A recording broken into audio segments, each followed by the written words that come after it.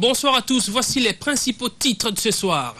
L'ultimatum lancé par la CIRGL et la SADC aux rebelles rwandais des FDLR pour le désarmement volontaire expire ce vendredi 2 janvier 2015. Passé ce délai, des opérations militaires devaient être lancées pour les désarmer de manière forcée. La MONUSCO rassure que des mécanismes ont été mis en place pour accompagner ce processus. Joseph Kabila a présenté ses vœux pour l'an 2015 à la nation, mais quels sont les vœux des Congolais pour cette année? Les Quinois interrogés souhaitent voir leurs conditions sociales s'améliorer. Pendant cette année, ils souhaitent aussi la poursuite des réformes de l'État. Et puis, sit-in des agents de l'hôpital des Pandis à Bukavu contre la saisie des comptes de l'hôpital par la Direction générale des impôts. Le docteur Denis Mukwege dénonce ce qu'il qualifie d'harcèlement fiscal. Le ministre de la Santé, Félix Kabange-Numbi, affirme que l'hôpital ne paye plus l'impôt professionnel sur les revenus depuis 2012. L'ultimatum lancé par la CIRGL et la SADC aux forces démocratiques pour la libération du Rwanda pour leur désarmement prend fin ce vendredi 2 janvier 2015. Cet ultimatum s'inscrit dans le cadre des engagements pris par les pays de la région des Grands Lacs et la SADC à pacifier l'Est de la République démocratique du Congo. À ce jour, seuls 300 éléments FDLR sur les 1500 combattants enregistrés se sont rendus au camp militaire général Baouma à Kisangani. Le reste des FDLR n'ont que ce vendredi pour se conformer aux engagements avant de subir un désarmement forcé de la MONUSCO et des FARDC. Alors, selon le coordonnateur du mécanisme national de suivi de l'accord cadre d'Addis Abeba, le bilan à ce jour est négatif. Les FDLR récalcitrants ne se sont pas rendus.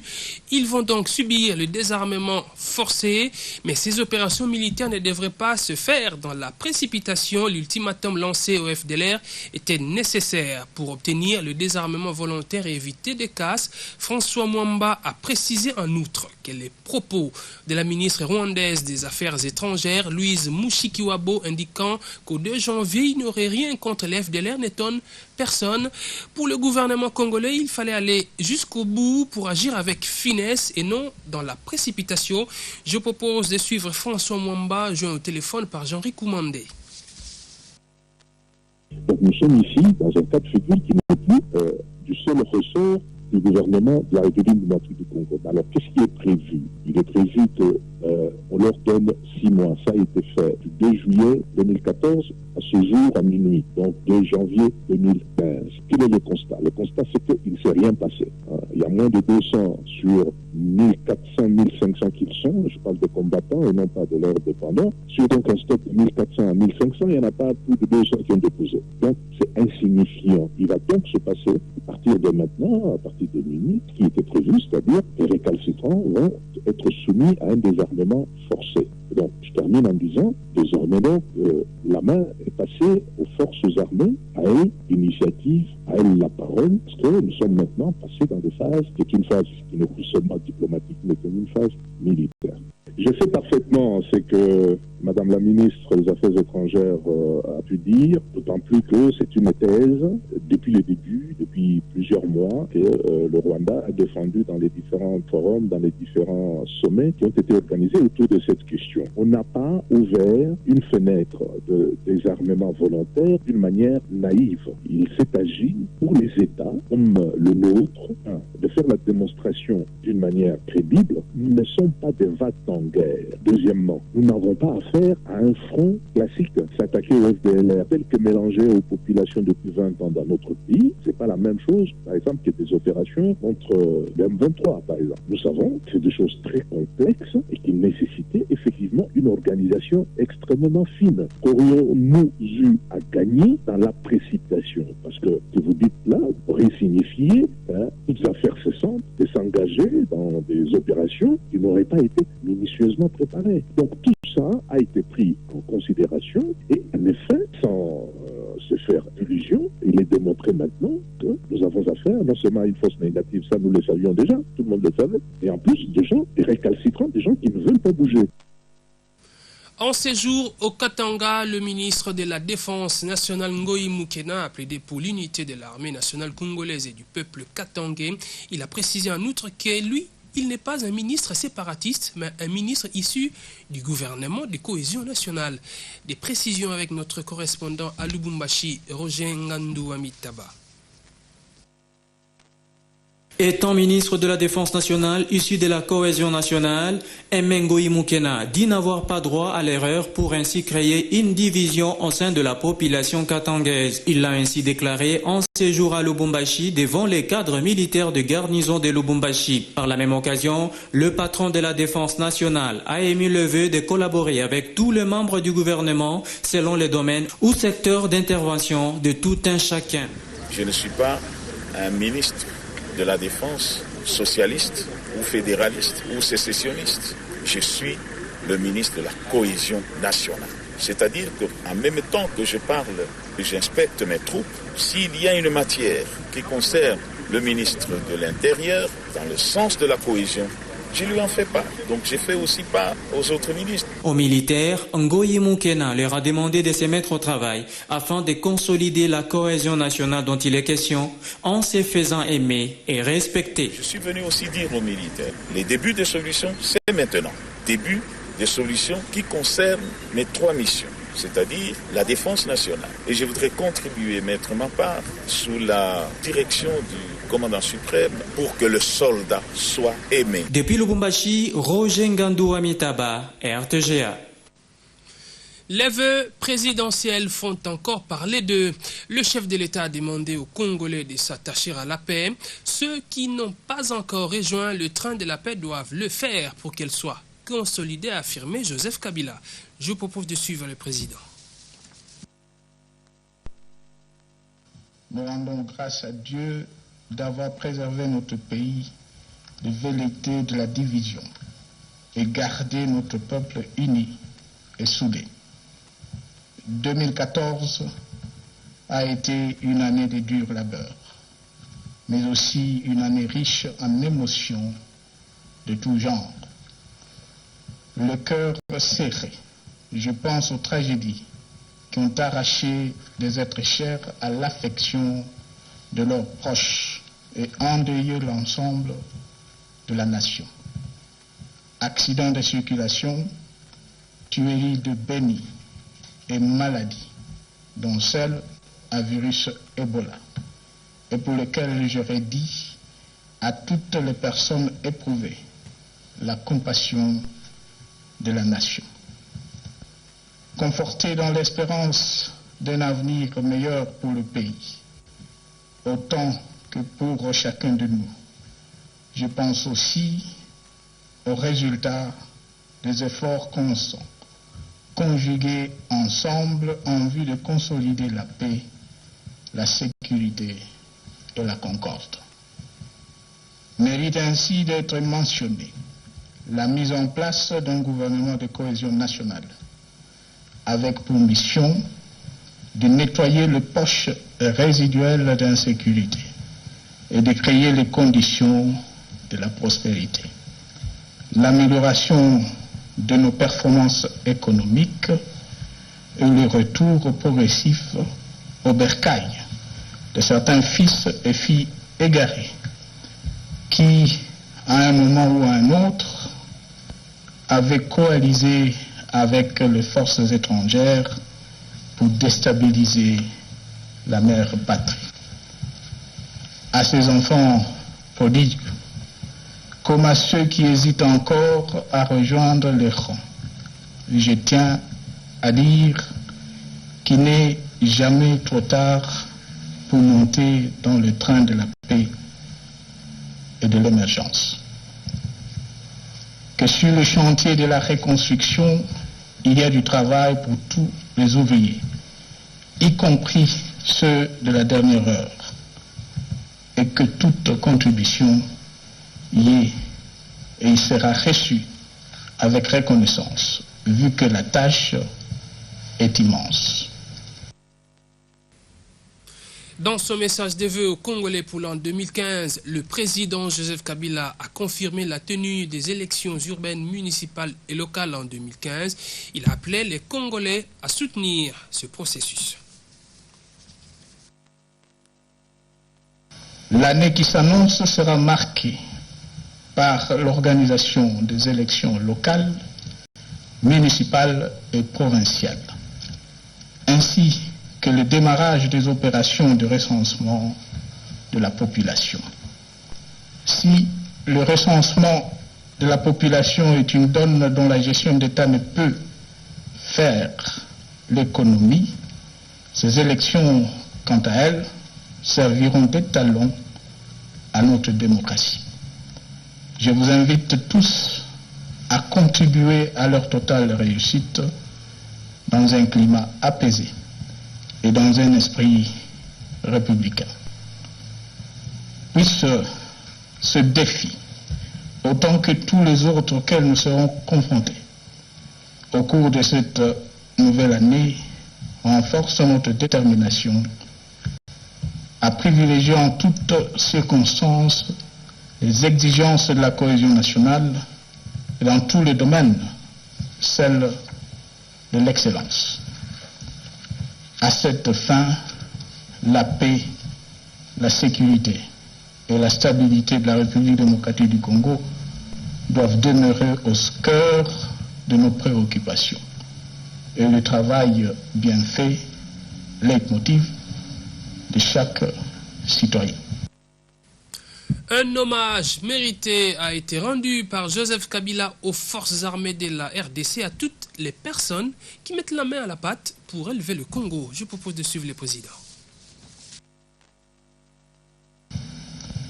En votre nom à tous, je rends donc hommage à nos forces de défense et de sécurité qui contribuent efficacement et au prix de maints sacrifices à nous garantir la paix et la sécurité.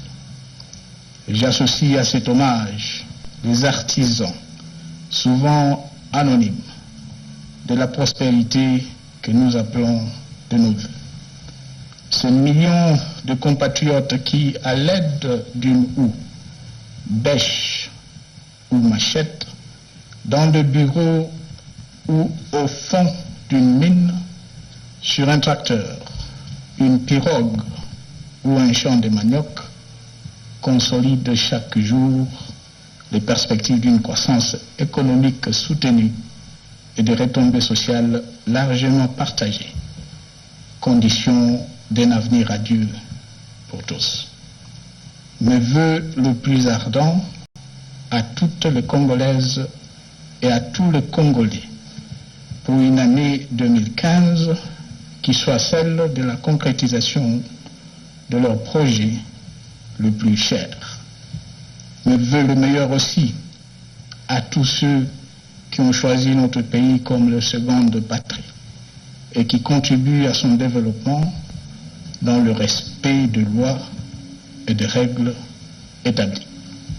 Bonne et heureuse année 2015, que Dieu nous garde et bénisse la République démocratique du Congo. Alors comment les Congolais ont-ils réagi au message des vœux du président? Ils les saluent et ne jurent que par le respect du calendrier électoral. Les propos des uns et des autres ont été recueillis par Moussa Mwamba et Bienvenue Magambo.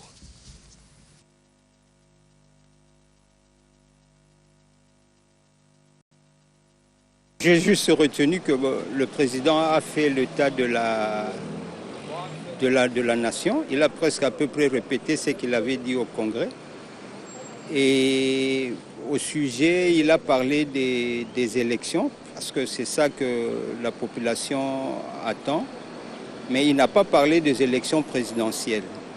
Il a parlé des élections locales, municipales et provinciales. Bon, je crois qu'il est tout à fait normal que ces élections-là soient organisées parce que c'est depuis longtemps que nous attendions ces élections-là. C'est depuis 2006 que ça devait avoir lieu.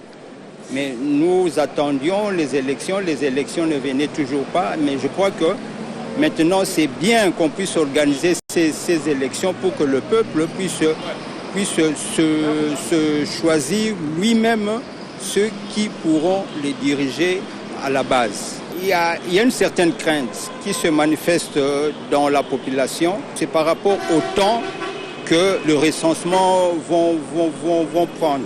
Est-ce que ça n'ira pas au-delà de 2016? Parce que le peuple attend les élections de 2016. C'est lui qui dirige la nation, alors il faut être optimiste. C'est sûr que les élections auront lieu. Et cette volonté que lui a, ça ne reste à concrétiser. Mais nous suivons seulement sa volonté, parce que le fait de s'exprimer devant toute une nation et le monde entier, ce n'est pas peu de choses. Espérons que ça va passer toujours dans un esprit calme comme d'habitude.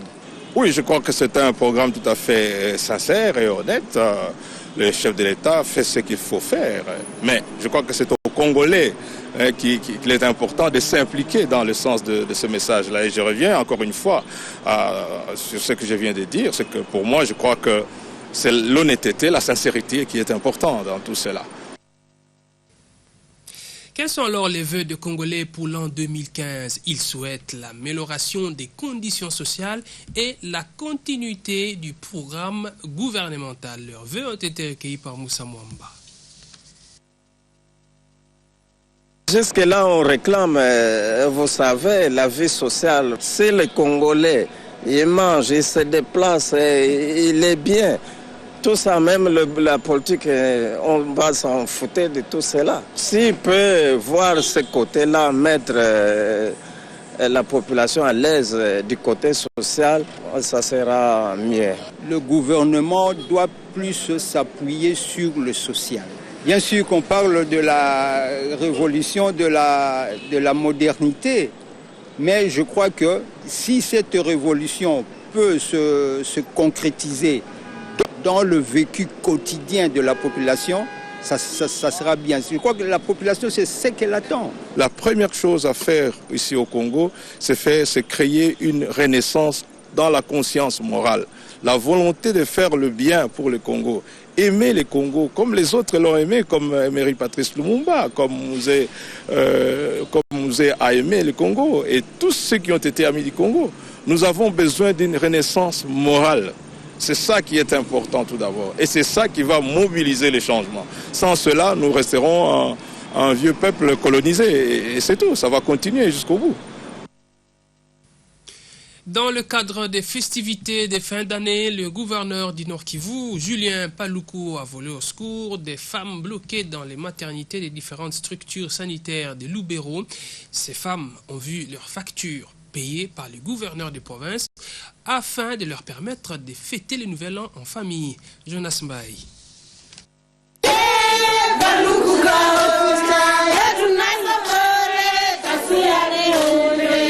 C'est une centaine de femmes qui ont été libérées de centres hospitaliers dans le territoire de Lubero. Leurs factures ont été honorées par le gouverneur du Nord Kivu, Julien Paluku Kaongia, élu de ce territoire. Cette action réjouit d'abord les femmes bénéficiaires qui ne se sont pas contenues en manifestant leur joie publiquement. Ceux qui étaient heureux, ce sont aussi les responsables des structures sanitaires concernées. Docteur Françoise, médecin soignant au centre hospitalier de Petite Sœur de la Présentation, à qui PC témoigne. En tout cas, une maman, quand elle a accouché, quand elle est retenue, c'est vraiment un choc psychologique. Alors, quand ça se passe comme ça, c'est une grande joie. Et pour nous, le personnel soignant, et pour les mamans, et pour toute la communauté. Maître Jimmy Lumangabo, conseiller au cabinet du ministère provincial de la Justice et cadre du BIREC, parti cher à Julien Paluku Kaongia, a expliqué pourquoi le gouverneur ne s'est pas trompé de choix dans cette action. Il n'y a pas plus important que la vie. Ces mamans ont donné la vie. Peut-être que parmi ces enfants qui viennent de naître, il y a des futurs gouverneurs de la province du Nord Kivu, des futurs Julien Paluku. Peut-être que parmi des futurs Joseph Kabila, des futurs présidents de la République. Quelqu'un qui a la vie peut tout faire, peut tout devenir. S'il fait déjà un acte de charité à l'endroit des enfants qui ne savent même rien, qui ne savent rien de ce qu'on vient de faire pour leur endroit, c'est quelque chose qui se fait de cœur. L'avenir de ce pays réside entre les mains de nos fils et de nos petits-fils, en général la jeunesse. Les mêmes actions se sont faites dans différents centres hospitaliers de cette partie de la province du Nord Kivu. Des retours du territoire de Lubero, Jonas Mbayaï, RTGA. Les fêtes de Noël et de bonne année ont été bien organisées pour les enfants du Congrès national congolais. Un repas de cœur, des cadeaux et autres choses ont été partagés entre les enfants des membres de ce parti politique. Cadeau signé Winnie Mwabilou, elle est aussi membre du CNC. José Olitomake Chims Kapangala. C'est mon parti Congrès national congolais. À l'instar du Big Vision du Congrès national congolais, Winnie Mwabilou, membre de cette formation politique, fille biologique du président national du CNC, a le sens de l'altruisme. Ne pas vivre heureux tout seul, ce principe de l'honorable Pius Mwabilou Mbayo Mukala la guide. Voilà qui justifie ce rassemblement de plus de 50 enfants de tous les âges à qui elle a préféré la joie en lieu et place de la tristesse pendant les fêtes de Noël et de Bonana 2015. Des jouets de toute nature, des jus et d'autres cadeaux leur ont été remis par Winnie Mwabilou au-delà du repas partagé en toute amitié sincère, ce qui a fait dire à Winnie Mwabilou que l'essentiel était de partager des bons moments avec les enfants. Quand on parle de la Noël, on voit directement les enfants. Raison pour laquelle j'ai vraiment voulu organiser cette petite fête pour qu'on fête ensemble, pour que vous soyez contents et heureux. Et j'espère que vous serez contents avec les petits cadeaux et aussi la petite relation qu'on a préparée. Et on va bien s'amuser, j'espère, on va danser, on va parler. Je suis contente. Les bénéficiaires de cet acte, les enfants des différents cadres et membres du Congrès national congolais, ont eu des mots justes pour remercier cette jeune membre du CNC. Winnie Mwabilou a remis aussi des écharpes CNC à ses enfants. Pas pour faire de membres du parti à cet âge, mais plutôt pour leur faire comprendre qu'ils sont l'avenir du CNC, dont le lendemain est assuré par rapport à la relève. Pas de morts, seulement quelques blessés légers. Tel est le bilan d'un accident de circulation survenu dans la nuit de jeudi à vendredi sur le boulevard du 30 juin dans la commune de La Gombe, à la hauteur de l'arrêt Vodacom. Le conducteur, un jeune homme de 22 ans, et ses deux amis qui revenaient d'une soirée bien arrosée sont allés finir leur course sur un panneau publicitaire. Un reportage de Moussa Mwamba et Sylvain Bété.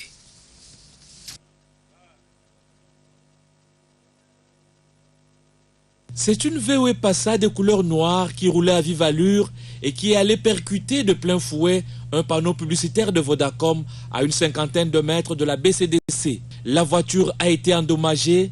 Les conducteurs et ses deux passagers qui, selon les témoignages, revenaient d'un débit de boisson en sont sortis avec quelques blessures légères. Un témoin oculaire relate les faits. 1h35, on a vendu place, on a la carte de la boutique à Bilamba. Na monika garwana e utika na seboy mutuke e tutika na beton wana e matiri golo siko muntu abomwana abimika na sia mutuka wana asutula imbango ayo ko fanda place nga na vandaki wana pesi wana azuka mwa choc amuke awa azokaki. Cet accident s'est produit vers 1h du matin. Le conducteur était ivre et il roulait à vive allure. Dans la voiture, ils étaient au nombre de 3 personnes, témoigne ce monsieur. Mais aucune personne n'a trouvé la mort. Toutes sont sorties sains et saufs. Alobaki alobite wana za grave tete kosumba kaka mususu. Siko père na etango ayaki alobite batika yete bakanga mwana yewana. Azaki na milango ati. Circulation na butu wana tolo bate moyen ko lobazate pe butu wana bantu butu etande bango libanda a été de vitesse ayaki na vitesse mbango ko sakanati ayaki mbango. Cet énième accident survenu sur la principale artère de la capitale relance les débats sur le non-respect du code de la route par les chauffeurs qui noient. Généralement, ces accidents sont consécutifs à l'excès de vitesse et à l'ivresse des chauffeurs au volant. Le gouvernement provincial doit donc prendre des mesures sévères contre le comportement des chauffeurs congolais sur la voie publique. Je vous le disais en titre, les médecins, les infirmiers et autres personnels de l'hôpital de Pandi à Bukavu ont organisé un sit-in ce vendredi devant la direction générale des impôts Sud Kivu. Ils dénoncent la saisie des comptes de l'hôpital. Pour sa part, le fondateur de cet hôpital, le docteur Denis Mukwege, dénonce ce qu'il qualifie d'harcèlement fiscal et d'injustice à son égard. Pour le gouvernement congolais, il s'agit d'un cas de fraude fiscale. Le ministre de la Santé, Félix Kabange-Numbi, indiqué que c'est depuis 2012 que l'hôpital de Pandi ne paie plus l'impôt professionnel sur les rémunérations IPR. À l'étranger, s'agit-il d'un coup d'État manqué en Gambie? Selon le président Yahya Jammeh, la réponse est non. Le président qui a présenté jeudi les armes et munitions saisies a affirmé qu'il s'agissait plutôt d'une attaque perpétrée par un groupe terroriste soutenu selon lui par l'étranger. Une dizaine de civils et militaires a été arrêtés après cette attaque. L'année 2014 a été véritablement macabre et belliqueuse pour l'Irak et la Syrie. Plus de 75 000 personnes ont été tuées pendant la guerre de Syrie et 15 000 âmes ont péri en Irak l'an passé dans la guerre. Une guerre en Syrie qui est loin de ses